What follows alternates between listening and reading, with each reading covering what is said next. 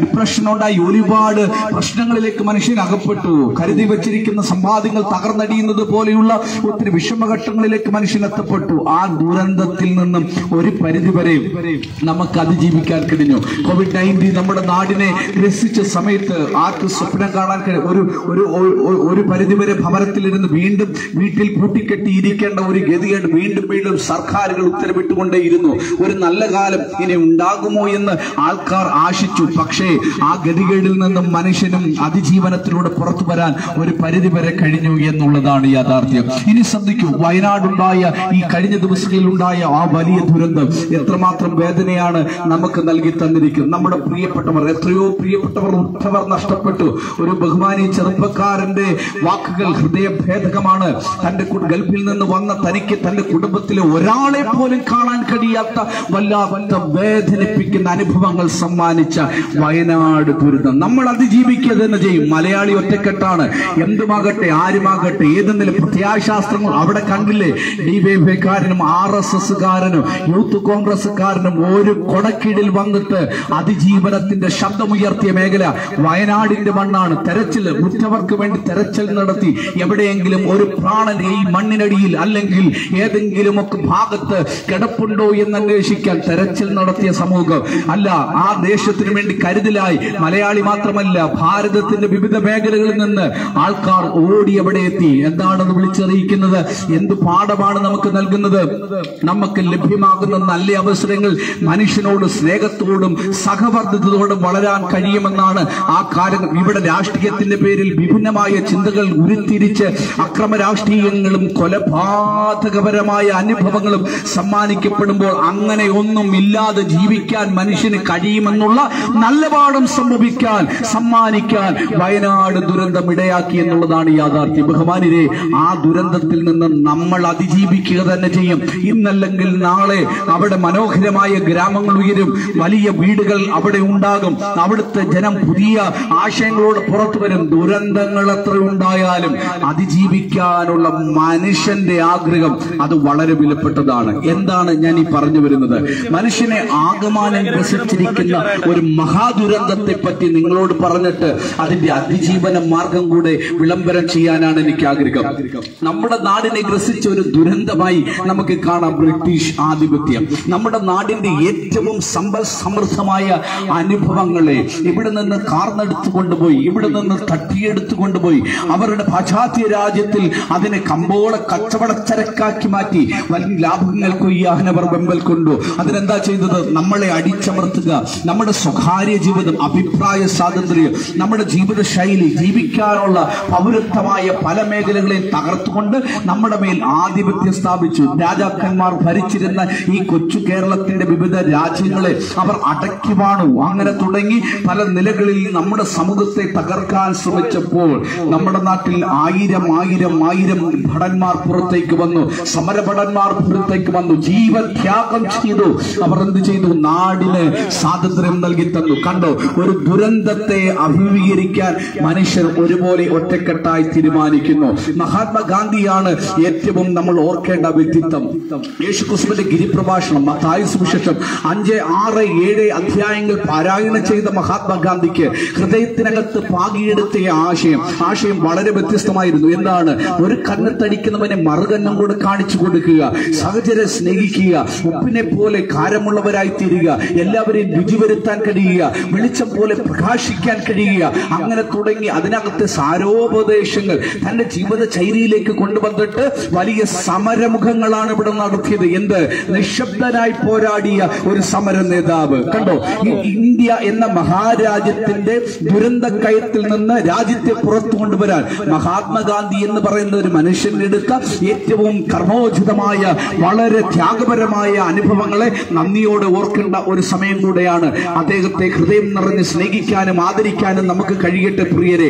ഒരു മനുഷ്യൻ എന്ത് ചെയ്തു? ഒരു നാടിനു വേണ്ടി തന്റെ ജീവിതം സമർപ്പിച്ചുകൊണ്ട് നാടിന് സ്വാതന്ത്ര്യം നൽകിത്തരാൻ ആവോളം പ്രയത്നിച്ചു. ഇതുപോലെ ബഹുമാന്യ ശ്രോതാക്കളെ, മനുഷ്യനെ ഗ്രസിച്ചിരിക്കുന്ന മഹത്തായ ഒരു ദുരന്തത്തെ പറ്റി ഞാൻ പറയാം. ഒന്നല്ല, പല കവലകളിൽ ഇതിനോടകം ഇതിന്റെ വാക്കുകളെ പല രീതികളിൽ ഞാൻ പങ്കുവെച്ചു കഴിഞ്ഞു. എങ്കിലും സനാതനമായ സന്ദേശം ഞാൻ പറയാം.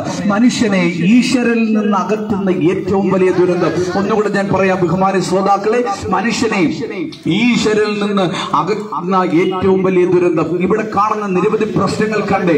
കേരളം എന്ന് പറഞ്ഞാൽ ദൈവത്തിന്റെ സ്വന്തം നാട് എന്നാണ് വിശേഷിപ്പിക്കുന്നത്. പുഴകളും മലകളും തോടുകളും കുന്നുകളും പച്ചപ്പരവത അനുഭവിച്ചതുപോലെയുള്ള പാടശേഖരങ്ങളും ഒക്കെ നമ്മുടെ നാടിന്റെ മനോഹാരിതയെ വർണ്ണിക്കുകയാണ്. ഇന്ത്യൻ ടൂറിസം വകുപ്പിന് ധാരാളം കാശുണ്ടാക്കാൻ ലഭ്യമായ ഒരു പേരാണ് ദൈവത്തിന്റെ സ്വന്തം നാട് എന്നുള്ളത്. അങ്ങനെ മനോഹരമായ നിലയിൽ വർദ്ധിച്ചു വന്ന വളർന്നു വന്ന നമ്മുടെ കൊച്ചു കേരളം, മനോഹരമായ കൊച്ചു കേരളം അസാൻമാർഗീയതയുടെ, അധാർമിക പ്രവർത്തനങ്ങളുടെ, അങ്ങോട്ട് തുടങ്ങി അനാചാര വിപ്ലവങ്ങളുടെ, നമ്മുടെ അടുത്തല്ലേ ഇവിടെ ആചാരങ്ങളുടെ വൈകൃതമായ അനുഭവങ്ങളും നടമാടിയത്. ബഹുമാനി ശ്രോതാക്കളെ, നമ്മുടെ നാട് ദുരന്തത്തിൽപ്പെട്ട് അലയുകയാണ്. പല കൊട്ടേഷൻ സംഘങ്ങൾ വർദ്ധിക്കുന്നു, രാഷ്ട്രീയ കൊലപാതകങ്ങൾ നടക്കുന്നു, പീഡന പരമ്പരകൾ വർദ്ധിക്കുന്നു. ഞാൻ പറയുന്നു, ലോകം ഒരു മഹാദുരന്തത്തിൽ കിടന്നാറാടുകയാണ്. ഈ ദുരന്തക്കയത്തിൽ നിന്ന് മനുഷ്യന് രക്ഷ പ്രാപിക്കണമെങ്കിൽ മനുഷ്യന്റെ ഉള്ളിൽ പാകിപ്പഴുതിയെടുത്തിരിക്കുന്ന, ദൈവത്തിൽ നിന്ന് അകലപ്പെട്ടിരിക്കുന്ന ആ വസ്തുതയ്ക്കൊരു മാറ്റമുണ്ടാകണം. ദൈവത്തിൽ നിന്ന് അകലപ്പെട്ട വസ്തുതയ്ക്ക് വിശുദ്ധ വേദപുസ്തകം നൽകുന്ന പേരാണ് പാപം. പാപത്താൽ മനുഷ്യൻ ദൈവത്തിൽ നിന്ന് അകന്നുപോയി. ആകാശമേ കേൾക്ക, ഭൂമിയെ ചെവി തരിക, ഞാൻ മക്കളെ പോറ്റി വളർത്തി, അവരെന്നോട് മത്സരിക്കുന്നു. കാളതന്റെ ഉടയവനെയും കഴുതന്റെ യജമാനന്റെ പുൽത്തൊട്ടിയും അറിയുന്നു, എങ്കിലും എന്റെ ജനം അറിയുന്നില്ല. യേശുദാസ് പാടിയ വളരെ മനോഹരമായ ഗാനമാണ്. എത്ര മനോഹരമാണ്! മലയാളിക്ക് നന്നായി അറിയുന്ന മനോഹരമായ ഗാനമാണ്. പക്ഷേ അത് വിശുദ്ധ സൂത്രത്തിലെ, വേദത്തിലെ അനുഗ്രഹിക്കപ്പെട്ട ഒരു വേദഭാഗമാണ്. എന്താണെന്നറിയാമോ? ആ വേദനയോടെ ദൈവം മനുഷ്യനെ നോക്കി പറയുകയാണ്, ഈ കാണുന്ന സർവ്വചരാചരങ്ങളെ ഞാൻ സൃഷ്ടിച്ചു. ഈ സകല ചരാചരങ്ങളും ഈശ്വരന്റെ സൃഷ്ടിപ്പിന്റെ ഉദ്ദേശ ശുദ്ധിയിൽ അത് വർദ്ധിക്കുന്നു, ചലിക്കുന്നു. പക്ഷെ മനുഷ്യൻ മാത്രം ഈശ്വരനിൽ നിന്ന് അകന്നുപോയി. മനുഷ്യനെ ഈ ഭൂമിയിൽ സൃഷ്ടിച്ച സൃഷ്ടിപ്പിന്റെ ഉദ്ദേശശുദ്ധിയിൽ നിന്ന് വ്യതിചലിച്ചു പോകുന്ന മഹാവിപത്താണ് പാപം. ഞാൻ പറഞ്ഞു, ദൈവത്തെയും മനുഷ്യനെയും അകറ്റുന്ന മഹാവിപത്താണ് പാപം. പാപമെന്നുള്ള ദുരന്തം നമ്മുടെ നാട്ടിൽ ഇറങ്ങിയിരുന്നു. പാപത്തിന്റെ പരിണതഫലമായി എന്തെല്ലാം സംഭവങ്ങൾ നടന്നിരിക്കുന്നു. പണ്ടത്തെ പത്രവാർത്ത എത്ര മനോഹരമായിട്ടായിരുന്നു. മലയാളിക്കൊരു ശീലമുണ്ടായിരുന്നു. എന്താണ് ആ ശീലം? രാവിലെ എഴുന്നേൽക്കുന്നു, പ്രഭാത കൃത്യങ്ങൾ ചെയ്തിട്ട് മട്ടുപ്പാവിലോ സ്വീകരണ മുറിയിലോ ഒരു ചാരി കസേരയിലോ, അല്ല ഒരു സാധാ കസേരയിലോ ചാഞ്ഞിരുന്നോ ചാഞ്ഞിരിക്കാതെയോ കയ്യിൽ ലഭ്യമാകുന്ന രാവിലെ പ്രഭാതത്തിലെത്തുന്ന മലയാള മനോരമയാകട്ടെ, മാതൃഭൂമിയാകട്ടെ, ദേശാഭിമാനിയാകട്ടെ, കൗമുദിയാകട്ടെ, ഏത് പത്രമാകട്ടെ, ആ പത്രം എടുത്തിട്ട് വായന തുടങ്ങും. അന്നത്തെ പത്രത്തിന്റെ പ്രത്യേകത 1, 2, 3, 4 പേജുകൾ മാത്രമുള്ള പത്രം. ആ പത്രത്തിന്റെ പ്രത്യേകത എന്താണെന്ന് അറിയാമോ? ദേശ നിർമ്മാണത്തിന്റെ, വികസനത്തിന്റെ, ആധുനിക പഠന സംവിധാനങ്ങളുടെ വിശകലനം ചെയ്യുന്ന വിശദീകരണങ്ങളായിരുന്നു. ഇന്ന് അവിടെ റോഡ് കുറച്ച് ഉപരോധം, അവിടെ ഹർത്താലാണ്, ഇവിടെ ഇന്ന പ്രശ്നമുണ്ട്, അവിടെ അങ്ങനത്തെ വാർത്തകളൊന്നുമല്ലായിരുന്നു. എന്ത് ചർച്ചകൾ, നൂതനമായ ആവിഷ്കാരങ്ങൾ, എങ്ങനെ അതിലേക്ക് എത്തപ്പെടാം എന്നുള്ള ചർച്ചകൾ നിറഞ്ഞ വാർത്തകളായിരുന്നു. കാലം മാറി 2024 വന്നപ്പോൾ വർഷക്കണക്കിനനുസരിച്ച് പേജുകൾ എണ്ണം കുറച്ചു. 4 നിന്ന് 24, 26 പേജുകൾ വർദ്ധിച്ചു. പ്രിയരെ, അന്നത്തെ വാർത്തയല്ല ഇന്നത്തെ വാർത്ത. അന്നത്തെ വാർത്ത ഒരു പീഡനത്തിന്റെ വാർത്തയെങ്കിൽ ആണ്ടിൽ ഒരിക്കലേക്ക് വന്നില്ലേലായി അത് വരുന്നത് ഭീകരതയോടെ കണ്ടെങ്കിൽ ഇന്നത്തെ വാർത്ത സർവ്വസാധാരണമായി വാർത്തകൊണ്ടിരിക്കുന്നു. അപരന്റെ ജീവനെ അപഹരിക്കാൻ മടിയില്ലാത്ത കിരാതന്മാരുടെ വാർത്തയായി മാറിക്കഴിഞ്ഞിരിക്കുന്നു. 5 വയസ്സുകാരിയും 65 വയസ്സുകാരിയും പീഡിപ്പിക്കപ്പെടുന്ന വല്ലാത്ത ഗതികെട്ട വാർത്തകൾ കൊണ്ട് കുത്തി നിറയപ്പെട്ടിരിക്കുന്നു. 13 വയസ്സുള്ള എന്റെ മകൾ ഒരുമിച്ചിരുന്ന് ഇന്നത്തെ TV വാർത്തകൾ കാണാൻ കഴിയാത്ത വിധം, എന്റെ മകളോട് ആ വാർത്തയെ പറ്റി വിശദീകരിക്കാൻ കഴിയാത്ത വണ്ണം അശ്ലീല സാഹചര്യങ്ങൾ കൊണ്ട് ഇന്നത്തെ ദൃശ്യമാധ്യമങ്ങളിലെ വാർത്തകൾ നിറഞ്ഞിരിക്കുന്നു. ഞാൻ പറഞ്ഞു വരുന്നത്, മനുഷ്യനെ അപഹരിക്കപ്പെട്ട പാപമെന്നുള്ള ദുരന്തത്തിന്റെ പരിണിതഫലമായി നമ്മുടെ നാട്ടിൽ അരങ്ങേറുന്ന വലിയ പ്രവണതകളാണ്. മദ്യവും മയക്കുമരുന്നും മനുഷ്യ മനസാക്ഷിയെ തെറ്റിപ്പിക്കുന്ന വിഭവങ്ങളായി മാറി.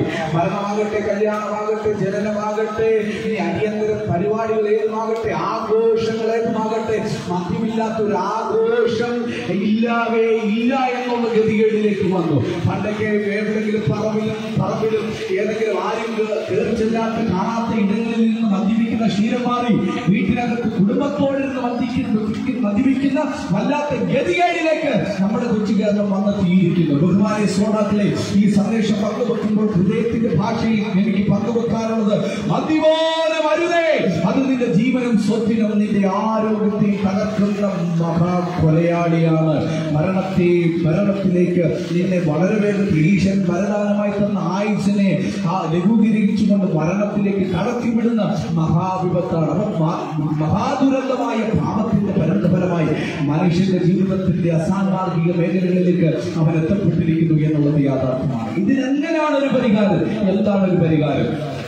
ഒരു ദുരന്തമുണ്ടായപ്പോൾ മാറി മാറി വന്ന സർക്കാരുകൾ അല്ല സംഘടനകൾ നിരവധി ആൾക്കാരുടെ പരിണതഫലമായി ഒറ്റക്കെട്ടായി നിന്ന് ആ ദുരന്തത്തെ അതിജീവിക്കുന്നത് പോലെ, ഒരു അതിജീവനത്തിന്റെ ചിന്ത ഉള്ളതുപോലെ പാപമെന്നുള്ള ദുരന്തത്തിന് ഒരേ ഒരു അതിജീവന മാർഗം അത് ഞങ്ങൾ ഒരുമിച്ച് പ്രഖ്യാപനം ചെയ്യുന്ന കർത്താവായ യേശു ക്രിസ്തുവിലൂടെയാണ്. കാരണം പാപത്തിന് പരിഹാരത്തിനായി ഈ ഭൂമിയിൽ അവതരിച്ച് ഇറങ്ങി വന്ന ഒരേ ഒരു മാർഗം അത് കർത്താവായ യേശു ക്രിസ്തുവാണ്. അതുകൊണ്ടാണ് വിശുദ്ധ വേദപുസ്തകം പറയുന്നത്, മറ്റൊരുത്തരിലും രക്ഷയില്ല, നാം രക്ഷിക്കപ്പെടുവാൻ ആകാശത്തിന് കീഴിൽ മനുഷ്യരുടെ ഇടയിൽ നൽകപ്പെട്ട ഒരേ ഒരു നാമം അത് കർത്താവായ യേശു ക്രിസ്തുവിന്റെ നാമമാണ്.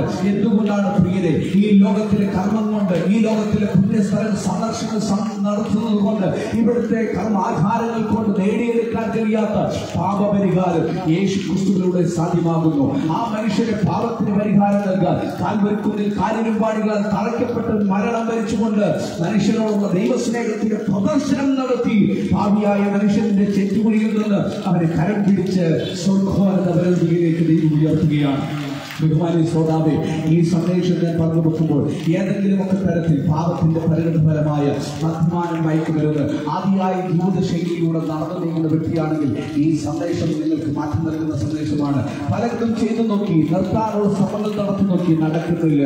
എന്തെല്ലാം പ്രശ്നങ്ങളാണ് നമ്മുടെ നാട്ടിൽ നടക്കുന്നത്. മദ്യപാനം മൂലം നടക്കുന്നറിയാമോ? ഹൈറേഞ്ചിൽ നടന്ന ഒരു സംഭവം ഞാൻ പറയാം. ഉച്ചയ്ക്ക് പ്രശ്നം മെട്രോന്റെ ഒരു ടെമ്പോ ഓടിക്കുന്ന ഒരു ബഹുമാനിയ ഉച്ചയ്ക്ക് ഭക്ഷണം കഴിക്കാൻ വീട്ടിലേക്ക് വന്നപ്പോൾ കൂട്ടുകാരന്റെ ഫോൺ വരുന്നു. ഫോണിൽ ഇങ്ങനെയായിരിക്കും വന്ന സന്ദേശം, നിന്റെ അപ്പൻ ഇവിടെ മദ്യപിച്ച് ടൗണിൽ കിടക്കുകയാണ്. ഉരുട്ടിയെടുത്ത് ആ പാത്രത്തിൽ തന്നെ ഇട്ടിട്ട് താൻ ഓടിക്കുന്ന മെട്രോയുടെ വാഹനം എടുത്ത് ടൗണിൽ പോയപ്പോൾ കണ്ട കാഴ്ച, ആ പിതാവ് ഒരു തുണിയില്ലാതെ മദ്യപിച്ച് ബോധരഹിതരായിട്ട് കടത്തിനയിൽ കിടക്കുകയാണ്. ഒന്നും മടിച്ചില്ല, കാലെ പിടിച്ച് അപ്പന്റെ കാലെ പിടിച്ച് കടത്തിനയിൽ നിന്ന് വലിച്ച് നേരെ റോഡിലേക്ക് ഇട്ടു. എന്നിട്ട് താൻ ഓടിക്കുന്ന വാഹനം അപ്പന്റെ വേഗത്തൂടെ കടത്തിവിട്ട് അപ്പനെ അപമാന ഭാരത്താൽ, അപ്പന്റെ മദ്യപാന ശീലത്താൽ, അവർ അനുഭവിച്ച പരിതാപകരമായ അനുഭവത്താൽ മദ്യപാനം ആർക്കും സമാധാനം നൽകുന്നില്ല, മദ്യപാനം ആർക്കും സന്തോഷം നൽകുന്നില്ല.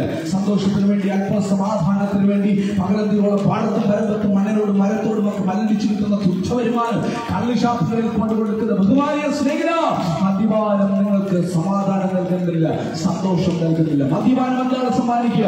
മദ്യപാനം തീരാ നഷ്ടവും കടബാധ്യതകളും പട്ടിണി പരിവട്ടവും മാത്രമാണ് മനുഷ്യനെ സമ്മാനിക്കുക.